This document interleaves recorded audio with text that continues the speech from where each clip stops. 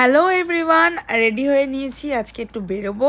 But দাঁড়াও, তার আগে দেখিনি কি ড্রেস পরেছি। 1 বছর আগে একবার পরেছিলাম এই ড্রেসটা, জারা থেকে কিনেছিলাম। এটাকে শর্ট ড্রেসও বলা যায় বা প্লে স্যুটও বলা যায়। আমি যতদূর জানি শর্ট লেন্থে জাম্পস্যুটকে প্লে স্যুটই বলে।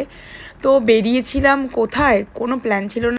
ঝুমু, মা আর ফাইনালি বিয়ের 2 মাস পর এনাকে নিয়ে বেরিয়েছি, যাতে এনার মাইন্ডটাও একটু রিফ্রেশ হয়। এখানে এসএস বিউটিটা অনেক বড় করে খুলেছে। তো যাই হোক, তারপরে নিচে স্পেন্সার্সে এসেছিলাম। এখানে ম্যাগি লাভার ম্যাগি খুলছে। অ্যাজ সাচ কোনো প্ল্যান ছিল না, তাই এসেছিলাম। তারপরে মগু মগু দেখলাম অনেক টাইপের, অনেক নামে এসেছে। এখান থেকে কিছু ড্রিঙ্কস নিলাম।